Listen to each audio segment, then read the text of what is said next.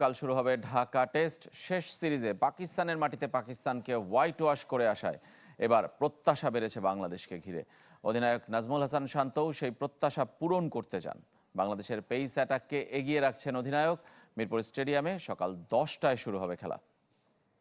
নিজের ও পরিবারের নিরাপত্তায় সব সময়ই থাকুন আপোষহীন। নিরাপত্তায় আপোষ নয়, আর ঘরে রাখুন আরএফএল ল্যাডার।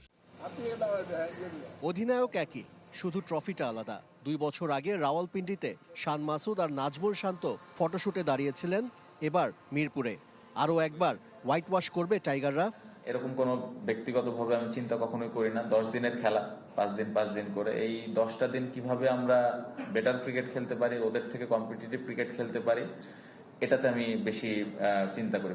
1.5 বছর পর টেস্ট খেলার অপেক্ষায় তাসকিন আহমেদ। নাহিদ রানার হাতে এখনও ব্যান্ডেজ।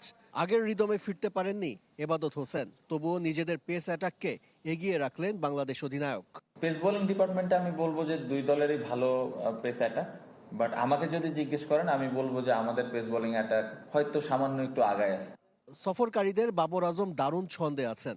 অফ স্পিনার সাজিদ খান হতে পারেন প্রতিপক্ষের জন্য ভয়ঙ্কর। শাহিন আফ্রিদি, মোহাম্মদ আব্বাসরা বেশ অভিজ্ঞ।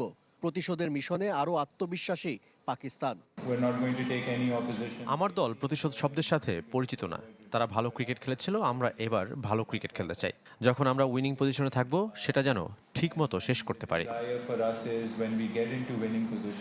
বাংলাদেশ স্কোয়াডে 2জন নতুন মুখ, অন্তত একজনের অভিষেক হলে সম্ভাবনা এগিয়ে তানজিদ হাসান তামিম। তামিম যেমন অ্যাটাকিং ক্রিকেট খেলেন, একাদশে থাকলে তার কাছ থেকে তেমনটাই চান নাজমুল হোসেন।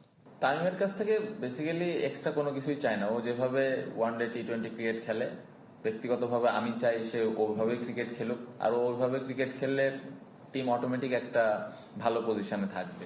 তানজিদ খেললে ওপেনিংয়ে তার সঙ্গী হতে পারেন সাদমান। উইকেটে ঘাস আছে, 3 পেসার খেলানোর সুযোগ বেশি। মিরাজের সাথে স্পিন ডিপার্টমেন্ট সামলাবেন তাইজুল ইসলাম।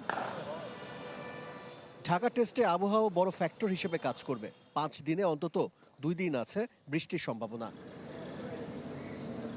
আশরিক রুদ্র, চ্যানেল 24, ঢাকা।